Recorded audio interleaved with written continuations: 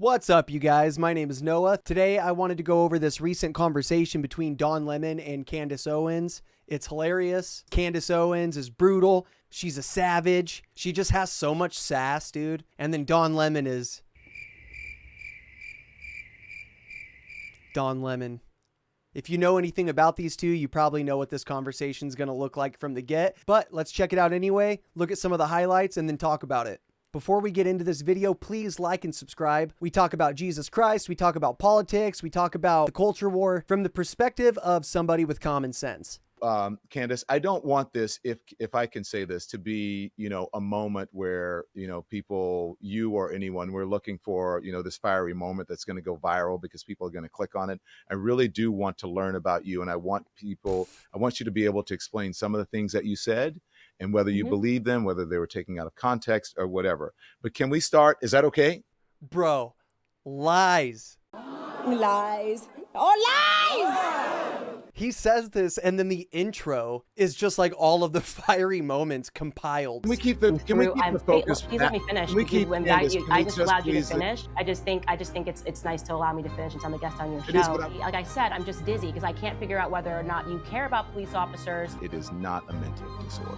Well, it is pretending because you will literally never be able, if you are a little boy, to grow up and have a baby because you're not a little girl. So what you're saying is, oh, you know what? The Holocaust was bad, but look over here. These people were worse than the Holocaust, so we shouldn't. That's not that. First off, that's what it sounds like. I'm telling you, that's what it sounds like. You just said you didn't watch the episode.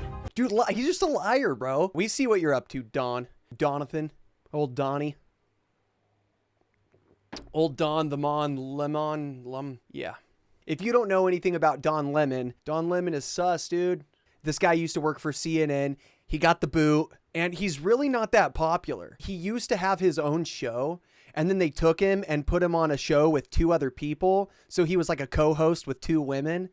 And then he said stuff they didn't like, and so they booted him from there. And now he has his own podcast. So that's who Don Lemon is. And when you work for a company like CNN, they're going to expect certain things from you. You know, some of the people that are with these like giant propaganda news corporations like CNN, I believe that a lot of them do and say certain things because they have to. It's their job. They're propagandists. They get paid to be propagandists. A lot of these people aren't stupid, but Don Lemon is one of those people that like he left CNN and he's still like the same dude. You know what I mean?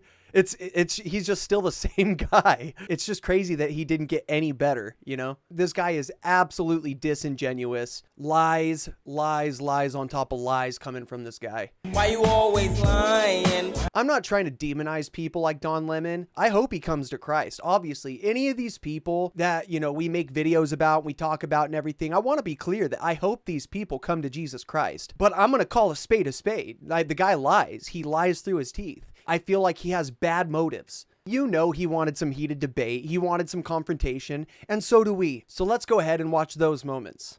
Because you went on to the Breakfast Club, right? Mm. And they were saying, oh my gosh, Candace Owens is black again. She's going to come back to the black community and she's going to be black. And that's the way she's going to reemerge.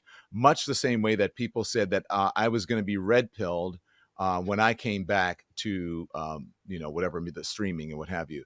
Is that, are you black again? Do you feel that? What do you think about that? People are going to be so shocked to learn this, and I guess I'll just announce it here, but I've always been black. So it's like a thing. Every day I've just been black my whole life. And it was interesting to see people take that narrative because some people were like, she was doing this because, she decided to be black because she knew she was going to get fired. I'm like, this is ridiculous. I went on the network because I got invited to go on for the first time ever. That was just my luck. And I think it was in response to me having done Joe Budden's podcast, and Joe Budden said something nice about me on his podcast, and I reached out on my podcast. So that was all very natural. And when I went on the Breakfast Club, I still said what I always think. I think people may have heard it different. And again, I think that is in large part due to the fact that Americans are growing tired of the hostility left versus right. And people are starting to listen to different ideas and seeing that we probably have more in common than the mainstream media would have allowed us to believe in the past. What a crazy thing to say. Candace Owens is black again. He really thinks that if she doesn't adhere to a specific ideology, that she's not black. If you have a problem figuring out whether you're for me or Trump, then you ain't black. him saying things like that, it gives you a good look into the way that people like Don Lemon actually view the world and the way they view politics. So let's start with the breaking news. The first Democratic senator publicly questioning President Joe Biden, his election chances, after 7 House lawmakers broke party ranks and urged the 81-year-old to step aside. It's Colorado Senator Michael Bennet. He told my own network, and he said this on the record, Candace, that he expects the president to lose to Donald Trump by a landslide, and he heavily suggested that Joe Biden should end his candidacy. So then, Candace, this happened on MSNBC. Let's watch. Does he have your support to be the head of the Democratic ticket? As long as the president it's up to the president to decide if he is going to run. It's up to him to decide if he's going to run. You guys, let Joe decide. Let him decide for himself. We're all encouraging him to make that decision because time is running short. Okay, so some people said, hey, wait a minute. She's not exactly saying Joe Biden, as many Democrats are saying now. Joe Biden is in that. He is the candidate. We stand by our candidate. And she's not exactly, emphatic about it. Do you disagree with that? What do you think? No, she's not emphatic about that statement at all. But what I would say is that when I watch that, there's something about it that feels performative to me. And I think a lot of people feel that way, that suddenly everybody's pressed the button and it's like throw Joe Biden under the bus and pretend that we just found out at the debate that he was mentally deteriorating. I actually was covering today on my show how George Clooney, I don't know if you saw this, but he wrote an op-ed in the New York Times, essentially being very kind. I love Joe Biden, all this stuff. I saw him weeks ago at a fundraiser and he just wasn't the same and he can't go on. And he's calling for Joe Biden to step aside. And the question is, okay, you saw him at a fundraiser weeks ago. Why didn't you write this op-ed weeks ago? Why did you wait until the debate? So a lot of people are questioning whether or not there's already been a decision made and everyone already knows he's going to step aside and they're just kind of prepping the public on that statement. And I know might seem cynical to you, but that's definitely what it looks like to me. I mean, we've been saying this about his mental health for years. Why are people just listening now? There is a difference, though, Candace, between something, and that doesn't mean that someone can do the job, but hear me out here. There's a difference between something that happens to people naturally, right? We all get older. I have trouble sometimes recalling things that I'm like, oh, what's that senator again? What's that name again? And that happens to the best of us. But there is a difference between that and someone who is, a perpetual liar or doesn't believe in democracy or is an election denier. Those two things are not equal. And I think that is the premise of what Democrats are operating on right now. Joe Biden may not be the man he was 5 years ago or 20 years ago or 30 years ago, but he's still better than the alternative. Yeah, obviously I fundamentally disagree with your assessment. And I think it's very strange coming from a party where Hillary Clinton denied the election results for years. And said that her election was stolen from her. It's very weird for people to suddenly just not remember that. Sometimes it feels like the press there just was no sort of insurrection around that. I mean, she eventually accepted. Well, now you're accusing him of the insurrection. He has nothing to do with. No, I said, but there was no insurrection around that. I didn't mention. You can say that or not, but you just said he's an election denier. Okay, well that would put Hillary Clinton in the exact same camp. And so it's very weird when there seems to be this sort of like Men in Black memory wipe where people pretend that suddenly Trump was the first person who questioned election results when that's been going on for a very long time in America and nobody cared about that. Hear me out here. There's a difference between questioning an election, the results of an election, which happened with Al Gore and George Bush, than having almost every court in the land disagree with the assessment that the election was stolen. There's a difference between questioning an election than saying it was stolen. There's a difference between someone saying, I thought I should have won, and there were, I had all these wins that were, that were not at my back, than someone saying, you know what, the election was stolen, and that these people are heroes who actually desecrated the Capitol and beat up police officers, and a police officer ended up dying. That's a whole different thing. Those two are not equal. So your old network even debunks the points that you just made. Obviously, the person that died that day was Ashley Babbitt. The only person who died on that My own day network does was not a. debunk that, Candace. That's Yeah, not they right. absolutely. I covered it on my show. Even No, I work CNN there. acknowledged. They do not. Okay. They do not Well, I have debunk my that. computer. Do you want me to bring it up live? The CNN article where they debunked that Brian, who you're talking about, the police officer, died that day. He No, I didn't didn't die say he that died day. that day. I said he Okay, correct. But died. let me A finish this. police You said he officer died died. because you're trying to make people believe that it had something to do with what happened. He died of a stroke, a completely unrelated stroke days later. So that narrative that was quickly pushed out by CNN was then subsequently debunked. So the only person that died that day was Ashley Babbitt, and Ashley Babbitt was a Trump supporter. So only a Trump supporter died on that day. Regarding the insurrection narrative, there are questions that still have not been answered that seem implausible to me. I happened to be on that day in DC, 9 months pregnant, and it's just stunning to me that that whole summer DC burned and nobody cared, and then suddenly people are talking about an insurrection and nobody is asking the common sense question of why the FBI, while they can lock up grandmas for having walked into the Capitol, some of these charges are heinous, absolutely heinous. You see these people on camera just for simply walking in at the beckoning of security guards who allowed them in, were put into prison for a very long time. So I'll ask you the question: do you think it's a legitimate stance, or that it's legitimate that the FBI can't figure out who it was that dropped off pipe bombs the night before? No, I don't think that any of what you said is very relevant, because the It's facts just not speak for relevant. Okay, themselves. the No, pipe I bombs don't are not think that it's relevant. relevant. I think talking about the FBI is really deflecting the attention from what really happened. I'm not saying that the election was stolen, but it's perfectly reasonable to hypothesize that it was stolen. There were so many just like suspect things that happened ever since Trump started running for the presidency. He's been demonized. He's been attacked. He's been lied about. There's been all kinds of conspiracies behind the scenes with the deep state, the Democrats, the Russia collusion hoax. I mean, this was the FBI, the CIA, Obama, and Hillary Clinton, and they were conspiring behind the scenes to dig up dirt on the Trump campaign. It was all lies, and we just pretend it never happened. That same deep state, the same bureaucrats, the same establishment is still there. Well, you think they just stopped? You think they just stopped trying to come after Trump? All of the lies, all of the charges, all of the lawsuits, and then the assassination attempt. But I mean, even before that, the 2020 election, it was different than other elections, dude. And it's like the Democrats pretend that all of this abnormal stuff didn't happen. Like COVID-19 hit, and there was all of this early voting, these mail-in ballots. Once they start counting the votes in the middle of the night, they just stop counting the votes.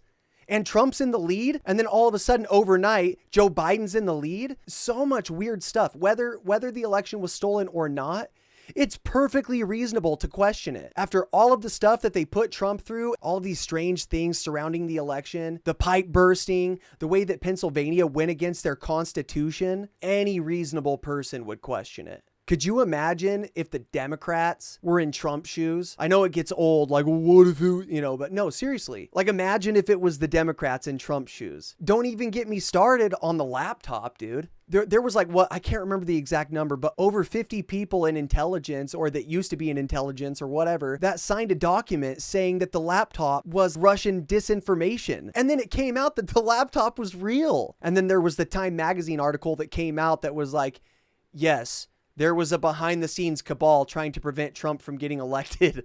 Like, bro. And then also I'll say the courts didn't say that the election wasn't stolen. A lot of the stuff just wasn't heard by the courts. Anyway, my point is the Democrats always say their elections are stolen. Then we have this like super sus election, like one of the most reasonable ones to question. And they demonize Trump and call him an insurrectionist. It's just silly, dude. Lord, give us patience for these people. They're lost, dude. A friend of mine, Michael Fanone, was a police officer who fought that day, who had a heart attack, who had a head injury, was beaten with flagpoles and beaten with sticks by people who were in that crowd. The officer who died of a stroke, shortly after. It's surprise. I think that it would be tough to say that the stress that he suffered from that did not have something to do with it.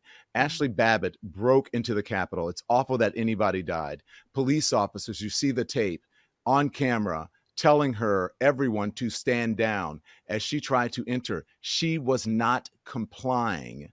as people say, when police officers or officials tell you to do something, one should comply. And when she tried to break into the Capitol and defy the officers' commands, they did what they had to do, and she ended up dying. It's awful that it happened, but to say that she died, and I assume insinuate that it was because of some nefarious actions by the officers, I just think that that is, beyond the pale and does not actually fit a solid narrative of what actually happened. Well, it's very dizzying. I'm actually dizzy right now because your entire perspective has been pro BLM, and your entire perspective on your network has been essentially that it was totally fine for the officers that were bludgeoned, the officers that were killed, the officers all throughout New York City in the BLM riots. You even had Yale graduates. Can we keep the focus? Please let me finish.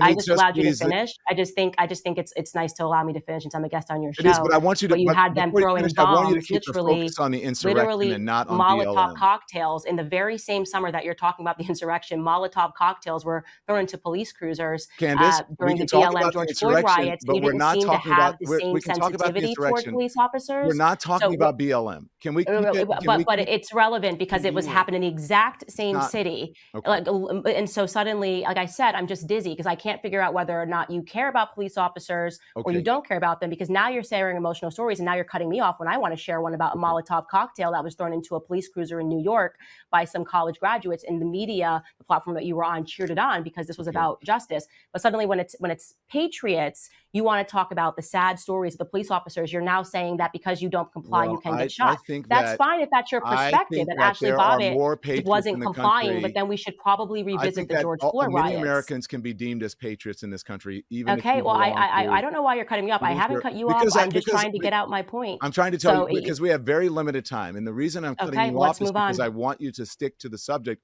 because you're deflecting and you're talking about I'm BLM. not deflecting. I'm not deflecting. Please. Let me make a point across. And BLM has nothing to do with the insurrection. We're talking about the events that happened in Washington. And I just want to know what the definition of an insurrection is, because when I was living in D.C. and the BLM was pulling down statues, they were marching on Washington, the media was fine with it. So it's confusing because the Brett Kavanaugh hearings and the women were storming into the Capitol. They were lining in the hallways. I'm dizzy now because I'm really confused about when it's an insurrection and when it's not an insurrection, because the Brett Kavanaugh hearings definitely looked like the definition of an insurrection when they were chasing down senators in hallways trying to stop them from voting. But for some reason, the media supported that because #MeToo. Again, I'm just trying to get a consistent definition of when it's okay to storm the Capitol building and when it's not okay to storm the Capitol building because it's an insurrection. But Candace, we're not talking about BLM. And we're yeah, not. That's the problem. We're never talking about anything Democrats do. I want to get back on the subject because this is not Trump helping supporters. anyone. This conversation is not helping anyone. So let's get back on move the on. subject. BLM and what happened has nothing to do, and we can litigate that and we can talk about that. This is not a conversation about BLM. This is a conversation about what happened on January 26th, and this is it's not about Brett Kavanaugh. Okay. Well, they stopped a vote, so I just think that might be relevant to your insurrection. This is what I mean when I say these people are so disingenuous, dude. These people on the left, they're so disingenuous. There's no consistency. Listen, don't get me wrong. The riot at the Capitol, do I think it should have happened? No. Do I understand why people reacted that way? I mean, yeah, because these people legitimately thought the election was stolen. Stole it. He stole it. And just like people on the left are going to be more understanding in regard to the riots that happen on their side. It's just the way it is. But I mean, these people on the left, they just take it so much further. It's like they have no standards. There's no consistency whatsoever. There were riots all year long. They were burning down cities. They were killing people. They were getting bailed out of jail by people like Kamala Harris. The media and the politicians on the left, they were all supporting these riots. They're calling them peaceful protests. And then when this stuff at the Capitol goes down, they label it an insurrection and they blow it out of proportion. The people on the right, if you watch what happened all year, it probably made them feel a little confident. Like, hey, well, they were doing it. We're going to do it too. And then it was just blown out of proportion to a level that was just crazy, dude. Absolute propaganda. It wasn't an insurrection. It was a riot. I mean, look at the video. Like when they finally get into the Capitol, look what they do, dude. Like, oh, this place is pretty cool. Well, I'm going to take this and all right, see you later. And like Candace is bringing up reasonable talking points, and then Don's like, well, no, we're not talking about Black Lives Matter. Well, yeah, because you know that if you hold the Black Lives Matter riots, hey guys, up against the riots at the Capitol, hey, it makes the riots at the Capitol look a lot less crazy. You know what I mean? People call it a whataboutism, but it's absolutely reasonable to be like, oh, well, I mean, yeah, this happened. Like, yeah, it was a riot. But I mean, don't forget what happened all year long. How come you're being a hypocrite? Are you going to be consistent? But they don't want to be consistent because they're not. Like, yeah, sure, it's a whataboutism, but it's relevant. Don Lemon is holding himself up as this moral guy that cares about the police. And then Candace Owens is like, wait a minute. You're being inconsistent. What about what happened all year long? You didn't care about the police then. But oh, no. We're not talking about that. We're not talking about that. We're not talking about that. And then you'll also notice as we go through this, he tries to get at your emotions. I had a friend that was an officer and he got hit in the head with flagpoles and he got injured and it was really hard on him. It's like, yeah, dude, that's messed up. I totally get it. But let's talk about the facts here. You know what I mean? You seem to care a lot about the police when the argument benefits you. Just a little bit of consistency, dude. A little bit of self-awareness. A lot of people, when I was pregnant with my first child, said, motherhood will change you, like it will soften you. And I actually found that politically, motherhood actually hardened me. How so? Because I realized that these conversations matter. These are not just talking points. This is not somebody talking in a news hit.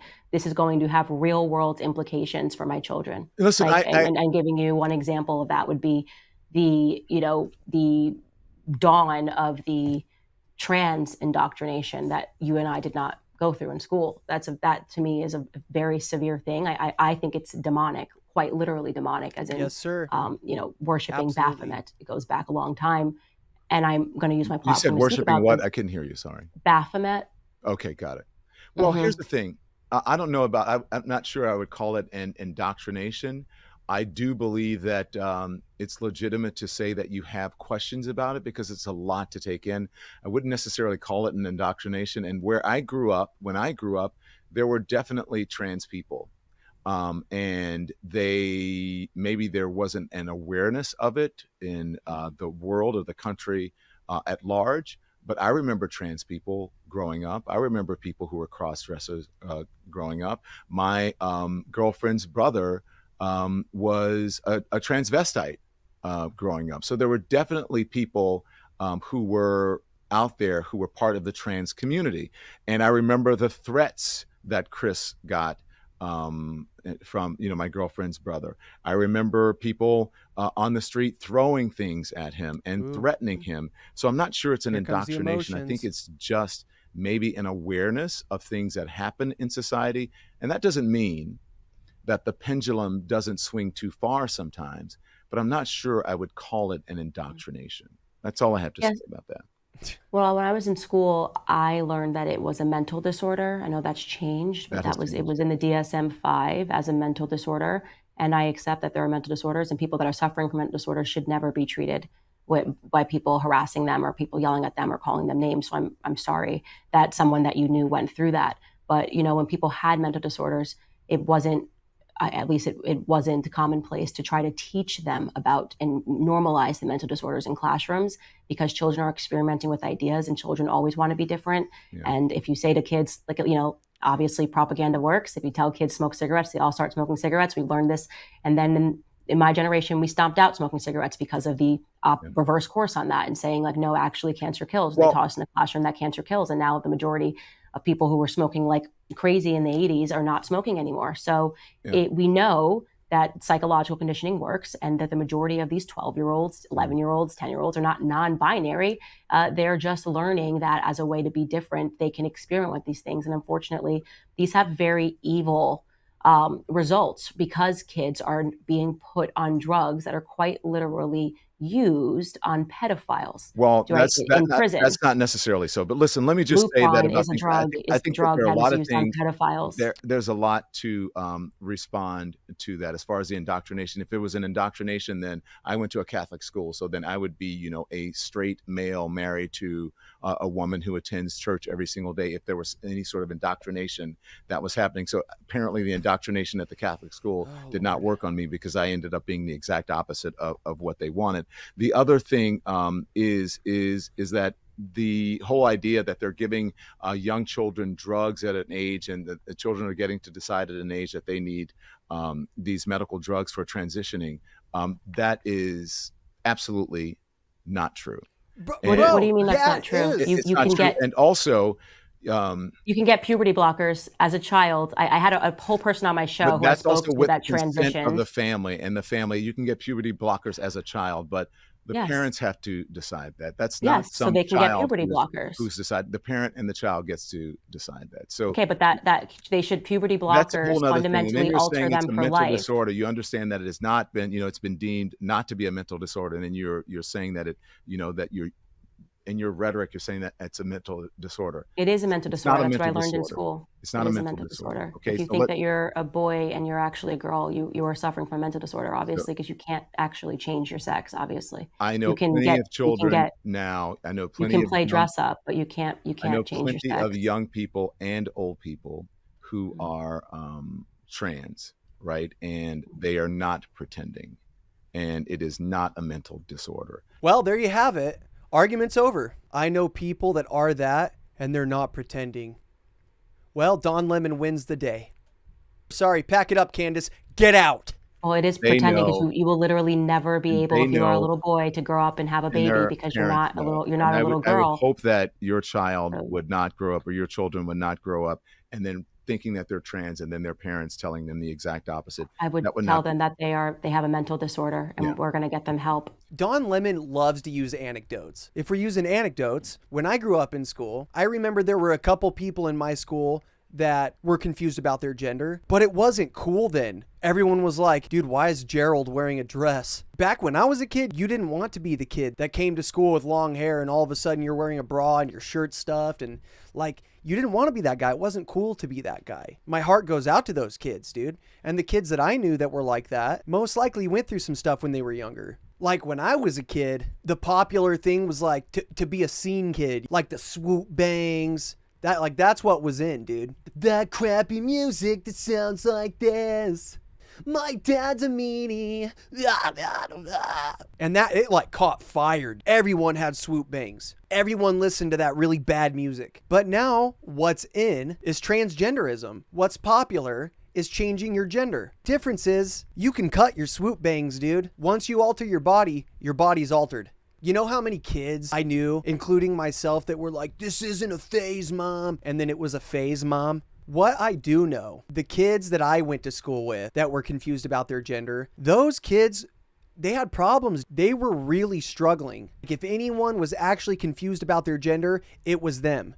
Because those kids got bullied. They were doing this back when everyone made fun of you for it, not when it was praised. And so, yeah, those kids definitely had something going on with them. And I'm just going to be straight up. Everyone I knew that was into the transgender stuff when I was a kid, they had some other stuff wrong with them too. They were very, very weird. Not one of them was just your average kid, but was just confused about their gender. You could tell they were dealing with mental illness.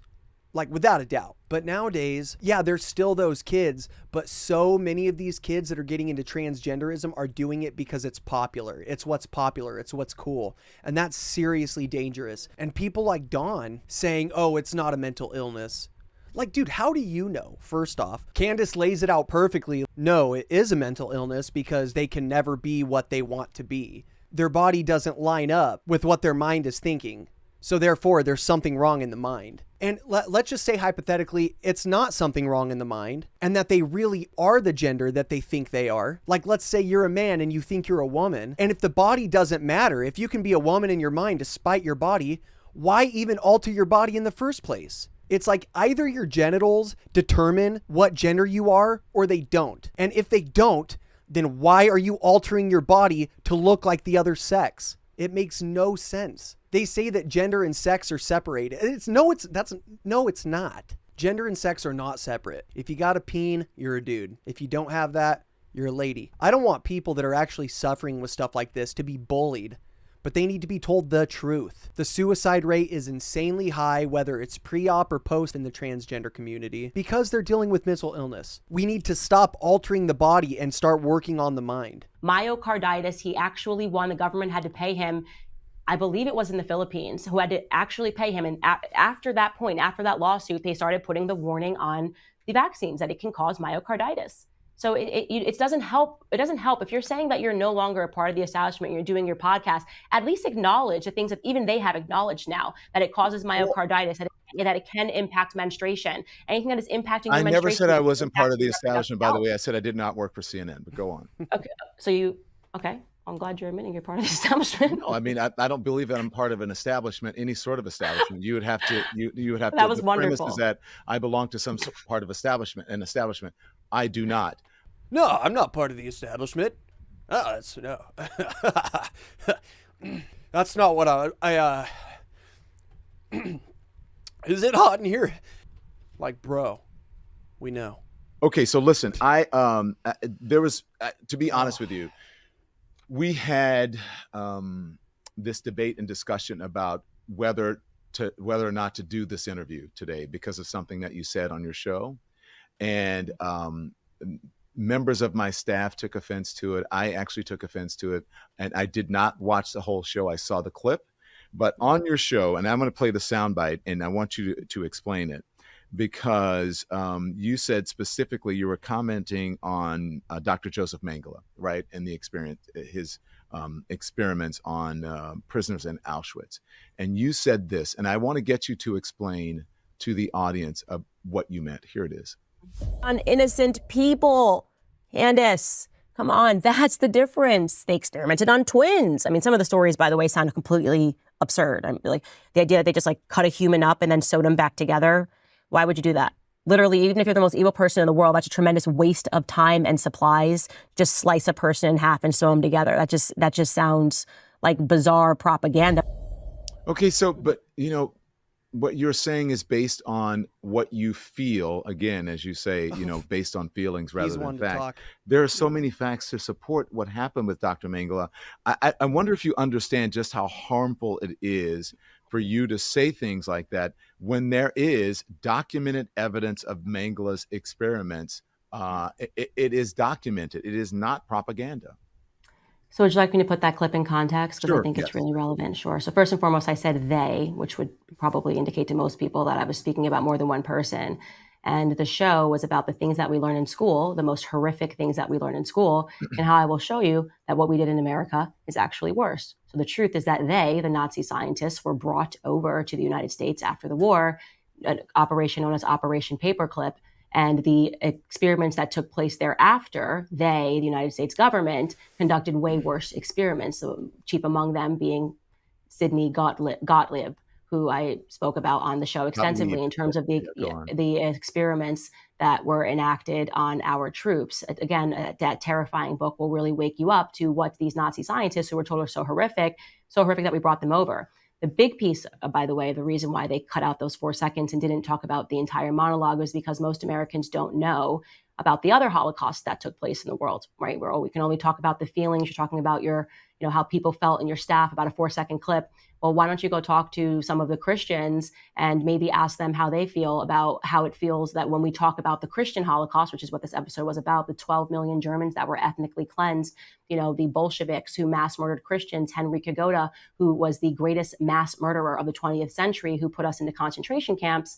Suddenly the media gets mad and they take out 4 seconds and they, again, somehow make it about Jewish people in the Holocaust. That's not the only Holocaust that happened. And I will use my platform to speak about the atrocities that Christians face, and I will do so unapologetically. So if you're looking for an apology for me saying that the idea that the Nazi scientists did this and it was so horrific that we then decided to bring them over to the United States, you're not going to get one. I'm at a place where I'm really tired of everybody's feelings mattering more than the history of what was done to Christians. Okay. I think it's time. I think it's okay for us to talk about the Christian Holocaust. It's 2024. Okay. Let's talk about the Bolshevik Revolution and what they did to Christians. Okay, a couple of different things there. I'm not asking you to apologize. I just wanted to know what you meant by that. And what I heard in that clip had nothing to do with what you said, because you said you thought it was ridiculous, the method by which Dr. Mengele was doing his work. I didn't say Dr. Mengele. I said they. So right there, you're live editing according to what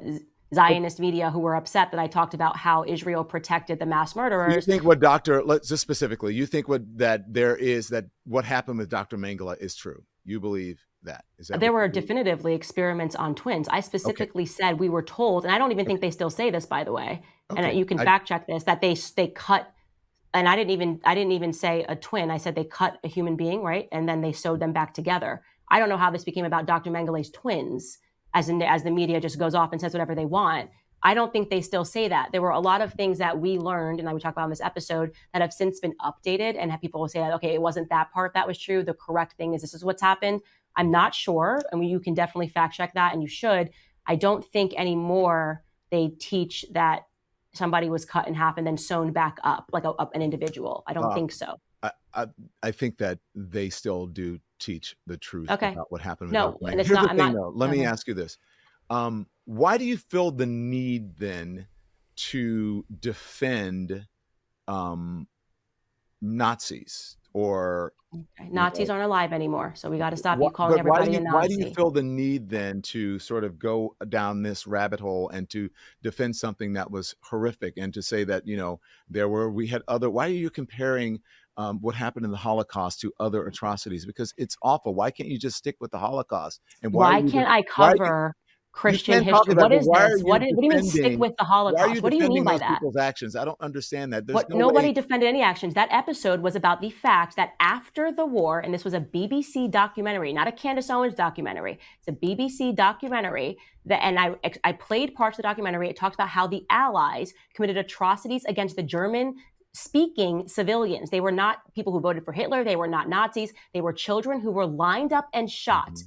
Their bodies were thrown on the ground while they were alive, and they were rolled over on cars. The footage is in the BBC documentary. It's called The Savage Peace. When people watch this documentary, they are so astonished and shocked that we didn't learn about it in school that they begin asking real serious questions. And one of those questions that you ask is, why are we not told about the mass killing of Christians all around the world? What you just said, like, why can't we just let it be about the Holocaust? What is that? Well, that's like the most selfish thing in the entire world. Let me finish.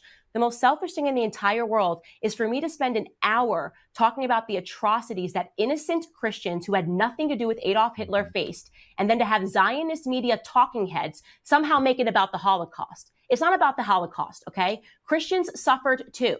In fact, we are the most persecuted religion in the world. And I am so sick of it. I am so sick of there can only be one victim narrative. And if you start talking about and we are not the most persecuted in the world. Come on. That is a fact. What are you saying? We're not the most persecuted in the world. Do you know what's happening in Armenia? Do you know what's happening in Nigeria? Do you know what just happened in Canada? The fake story that was propagated by all of the mainstream networks about the nuns, and they found the mass burial, which allowed 85 Catholic churches to be burned to the ground in the last 3 years in Canada.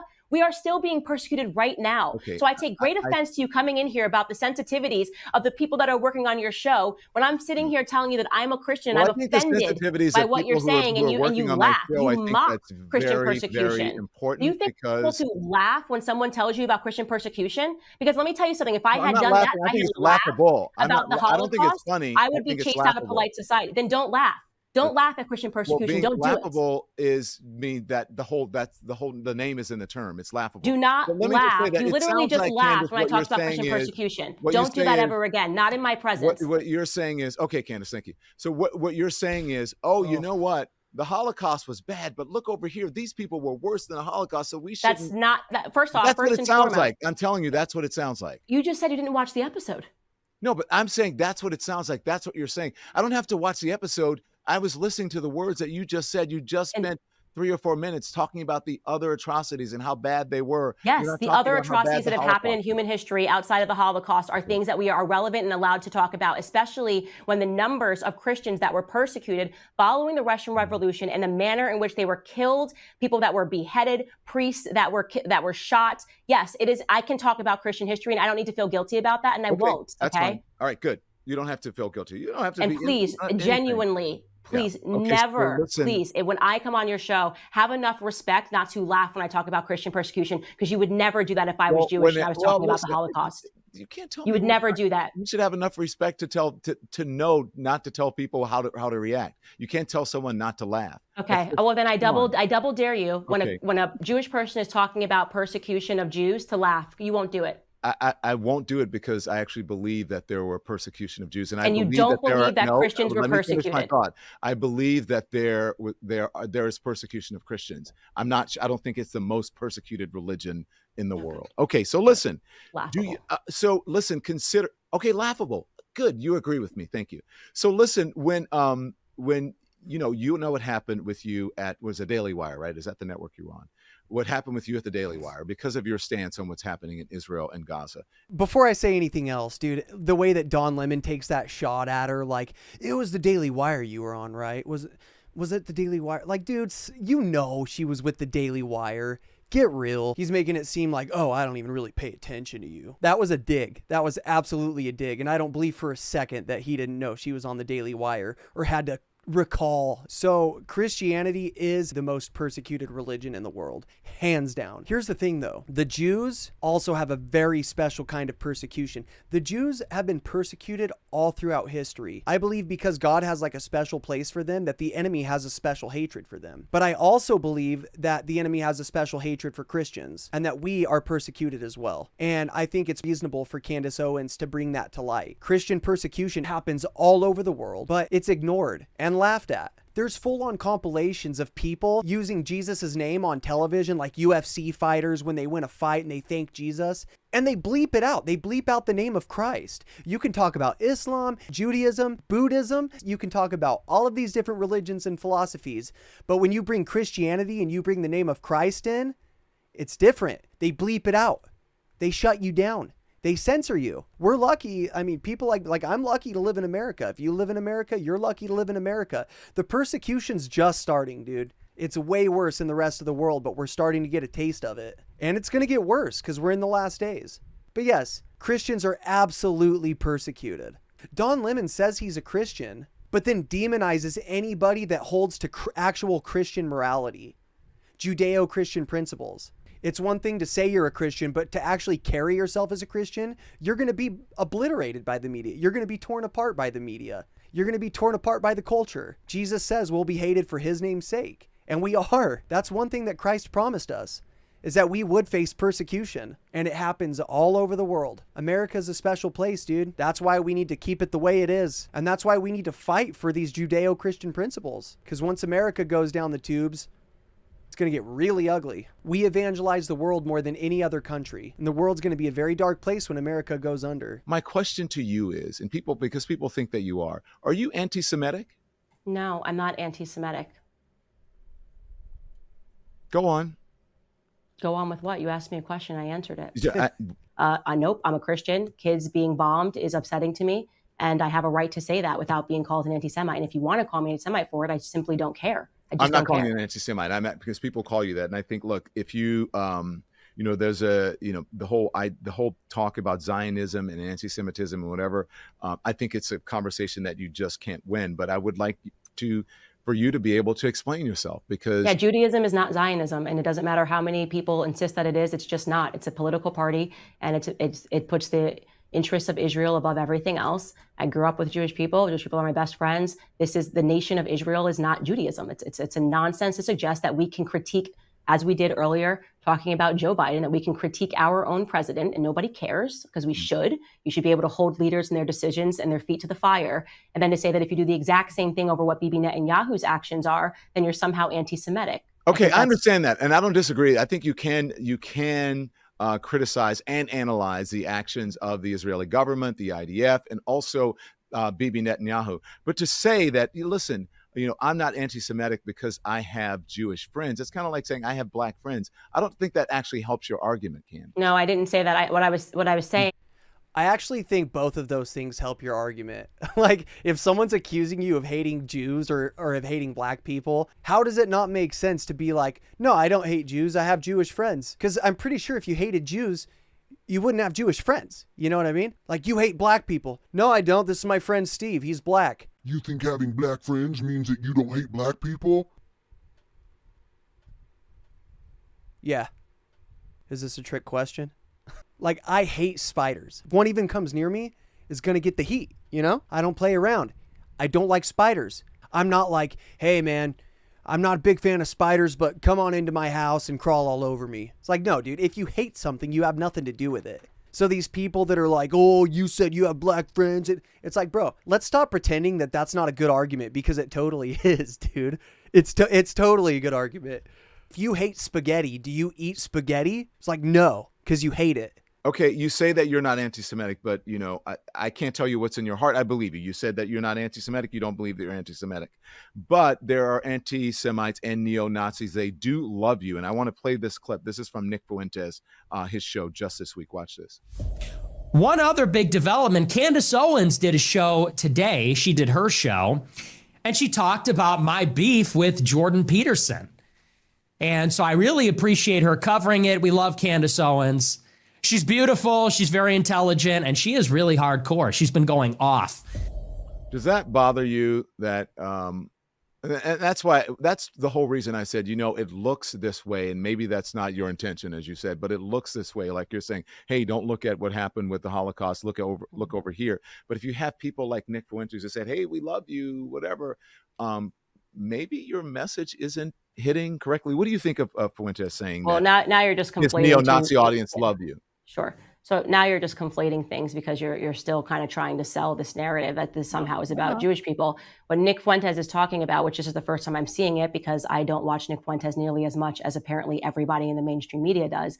What he's talking about is what I covered on my show as a news item, which was Jordan Peterson and him having a back and forth, where Michaela, Dr. Jordan Peterson is, by the way, very lovely, a very kind person, but it was a very newsworthy item when Michaela and Peterson, being his daughter, called for censorship, called for straight up censorship. She's like, we need to have censorship, anybody that uses the term filth. And it was a back forth between her and Nick Fuentes, because he responded and he said, your father literally called me a rat last week.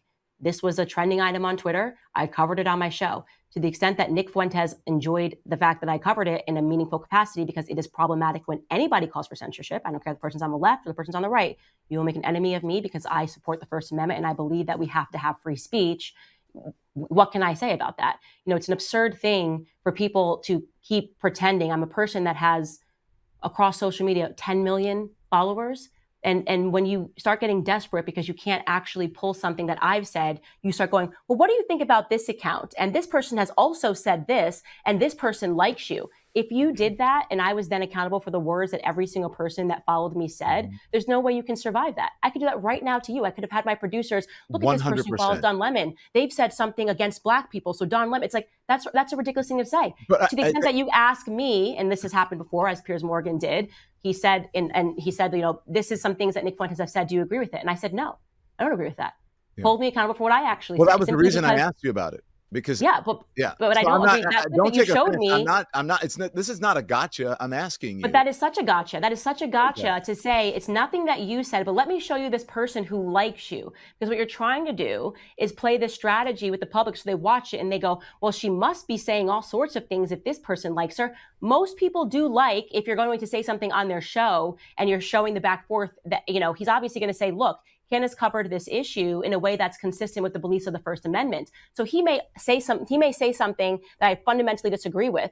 But if Nick Fuentes says 1 + 1 = 2, and I agree with that, that doesn't mean that I subscribe to everything Nick Fuentes says. If Nick Fuentes says only women can give birth, and I agree with that, you then go, oh, look, Nick Fuentes is celebrating you because you said only women can give birth.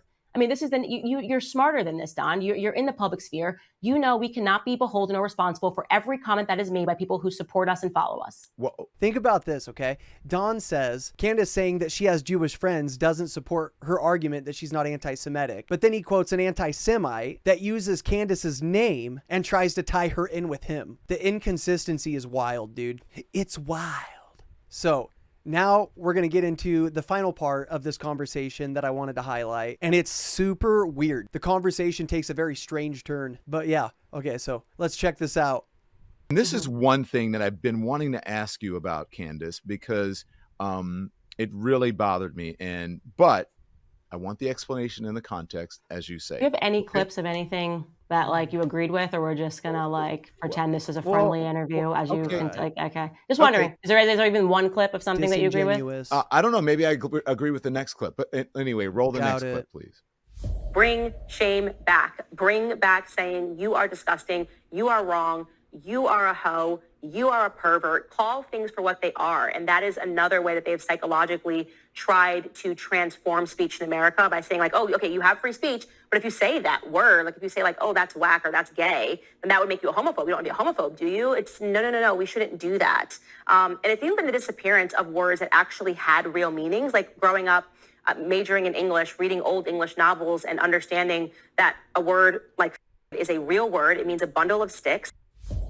Okay, so listen, listen. I believe in free speech, right? But I also believe that free speech comes with consequences. So the word you said was right. Is that exactly the word? So, what did you mean by that? You think it's okay to say the word, to call people to their face? No, actually, I said words have meaning. And so when you start allowing the perverts to dictate speech, then words just have to go away. And as I said in that clip, when I was growing up and I was reading English novels, when people say you're walking through the woods to get a it meant a bundle of sticks. And then they said you can no longer say this word that has a real meaning, right? A bundle of sticks, because some pervert took that and threw it as an epithet towards gay people. I think that's actually, that's a wrong way of thinking, because then what you're doing is you're allowing perverts to dictate society. So I don't like the death of the English language because people are getting offended. So that's like, I could pick any word. I could say, plant. And from now on, every time I see a gay guy, I'm gonna be like, he's a total plant. And then eventually they say you can't say plant anymore. It's like, no, this is a real word that has meaning. Attack the person who's perverting the word, but you don't suddenly disappear a word and you say you can no longer say it, or you can no longer read these Virginia Woolf novels because the word has been perverted. I think that's a backwards way of thinking. Read Virginia Woolf novels, and the only people I know who are trying to ban books, Virginia Woolf, and other books that even say the N-word. I mean, it's conservatives. That's who's trying to do it. I don't think that you should be banning books. But I do know, Candace, except for the Bible, that language evolves over time. And when people say that word to me, they're not calling me a cigarette. They're not calling me obviously, that's the point. It has a context. So if you want to punish that person because they're saying that offensively, that, if you feel that this person, but it's not fair to then say to everybody else who's not using that word that this word has now been banned. I just think that's ridiculous. That's my point. You think people should I don't think that you can suddenly say go backwards and delete words that had real meaning because someone has perverted it, because then it never stops. It just becomes constantly having to update the language for people's feelings. And I don't think that we should be doing that. So you would never call me a in my face, right? Well, why would I just randomly call you a I'm just meaning. Have you ever seen the Louis C.K. skit on? Have you ever seen the Louis C.K. skit on? No, I like Louis C.K., but I don't think I've ever seen a skit on. You should watch it. Yeah. No, but you would never call like a gay person that to their face. That seems like an absurd. Like, what? No, of course, I'm not just going around. I'm a 35-year-old mother. I don't go around being like, "Hey, you're." It's just like, I'm not 18 years old. Like, I'm not going around calling people names, period. I wouldn't go up to a fat person and call them names. It's just like it's an absurd thing to be going around pointing and calling people names because I don't like them. I would no. So the answer is no, I would not. Do you use the N-word? No, I don't. No. Okay. Mm-hmm. What do you think about same-sex marriage? It's a sin. You think it's a sin? So you think I'm sinful? What's that? You think I'm sinful because I'm married to a man? Yeah. Yes. You do? Yes, you're sinning. You are in a sinful relationship. I actually don't believe marriage can be between two men. So I don't. But you understand, though, Candace, and maybe we're not going to agree on this now. I thought we would. Do you understand, though, that the same Bible verses and the same scriptures that are used to call same-sex marriage sinful are used to call interracial marriage sinful as well? And so there are people who would say that you are in a sinful marriage. Can you tell me which verse it is that would make people say? The thing is that it's actually not there, and that people twist the Bible verses. That's my whole point. Thank you for proving that, because it doesn't say that. And it's actually, you're going to say Leviticus or whatever. It's not actually what Leviticus says. But go on. I don't want to get into specifics about the Bible, but that's not what the Bible says. It's just people using and interpreting Scripture in a way that they want to interpret it. What? So, look. You can believe whatever you want to believe. I don't believe that I'm in a sinful marriage, but there are people who believe, Candace Owens, that you are in a sinful marriage because you are in an interracial marriage. And I say that as someone who is in an interracial marriage, so I am doubly sinful. Yeah, I've never heard anybody make a biblical argument against people being married that are black and white. So that's why I said, can you just tell me what Really? verse that was? Sodomy is obviously a sin, but I've never heard a biblical argument. And I'm Heterosexual happy to people learn. is, I you know honestly, what I'm the happy to meaning, learn. sodomy is not just for gay sex, right? You know that, right? Sodomy is. Yeah, it's a sin always, by the way. Yeah, it's a sin between, it can be a sin between heterosexuals as well. Yes, that's But correct. so, okay, so, but you've never heard that interracial marriage was sinful? I've never heard somebody make a biblical argument for interracial. I've never, and that's why I'm saying if you could present that to me, and if maybe you're familiar with but what verse actually, that it's not was. a biblical argument. It's also a who's- religious argument as well, more so than anything, that you're in a sinful marriage and that black and white people should not be married. I mean, I'm obviously very aware that people could think that ideologically, but I've never heard that biblical argument made ever in my life. And I'm happy to be proven wrong here, but I think you made that up on the spot there. So by saying that, no, I didn't actually, but by saying that you believe that I'm in a sinful marriage, does that mean though that I should be discriminated against? No, I've never called for So discrimination. you believe in the People sin. separation of church and state then? Heterosexual couples can sin as well. I mean, but I hope that you deal with that. I want you to be Christian and to understand why it is that sodomy is a sin and what else it yields in society. I believe that marriage is between a man and a woman. Yeah. But that doesn't mean that you believe that I should be discriminated against. I don't believe I should be any able to have, person under the Constitution, you believe that I have the same rights as you and other heterosexuals, and that my marriage is just as valid under the Constitution as anybody else's, including. Well, I believe that the problem became that gets into a deeper theological discussion, but like the government should have never taken marriage away from the church. It should have been something that was maintained as a church practice. And so a lot of things happened there when the government took over and began marrying people, because then the arguments became, well, you get a tax break if you're married. And that is a way longer discussion that we can have on a different day. But to answer your question, I would never want any person based on their sins to ever be discriminated against, ever. I mean, I don't believe in discrimination. I don't believe that people should be treated differently. I think people should get help, and like we were just talking about with trans indoctrination, I believe that's a mental illness and people should seek help. But I don't believe that they should be discriminated against. I would never be okay with that. Okay. I mean, I have people that are, gay and lesbians in my life. I have cousins who are lesbians. So it's not, I don't have hatred in my heart. You have Jewish friends? You have gay friends? I'm trying to be funny. Do you have gay friends? I want to know. Yes, I actually don't have. Like I really kind of feel like I only hang out with my family right now, so I'm a little. I've got 3 kids under 3, so I don't really have friends right now. But yeah, sure. No, seriously, you don't have gay friends? Well, I have gay people in my family, so that's the extent of my friendships with gay people. Are you homophobic? No, seriously, I want to know. You're such an absurd I thought you would say, being. of course I have gay friends. You're just such an absurd being. First off, the person that you're just an absurd human being. Are you homophobic? Oh my God. I was just like, what does homophobia actually mean? Can you give me a definition of homophobia? If I was homophobic, would I be doing like this show? Do you think I'm like scared? Like I'm like, oh my God, look, there's a gay man. I'm so scared. It's Don Lemon. Not at all. To have a phobia is like to have question. a phobia. A fear of, like, you think I fear like 2 gay men that are walking down the street holding hands, like, and I'm just like, oh my God, I'm so scared. I don't fear anything but God. That's it. Yeah. Well, I don't think God is to be feared, but anyways. Okay, so Don Lemon thinking that we're not supposed to have a fear of God. It's like, brother, have you opened the Bible ever? Proverbs chapter 1, verse 7. The fear of the Lord is the beginning of knowledge, but fools despise wisdom and instruction. Psalm 34:11. Come, you children, listen to me. I will teach you the fear of the Lord.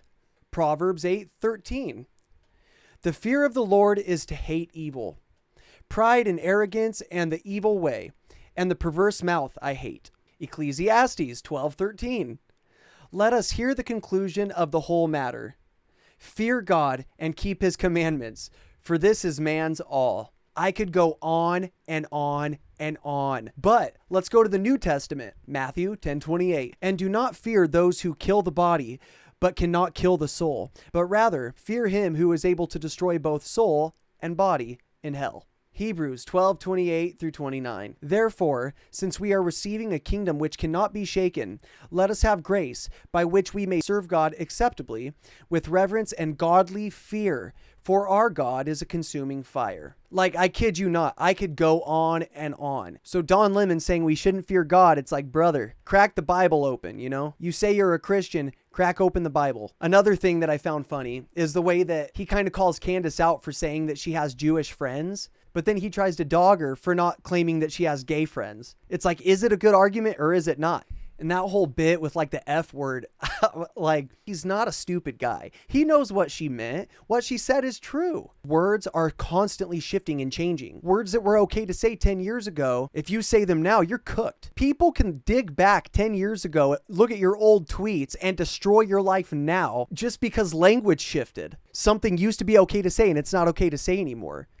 Anyway, you guys, thank you so much for hanging out. Don't forget to like and subscribe to this channel. Comment below if you agree with me, if you disagree with my takes on anything, and just tell me what you think about this interview. And I will see you guys on the next one.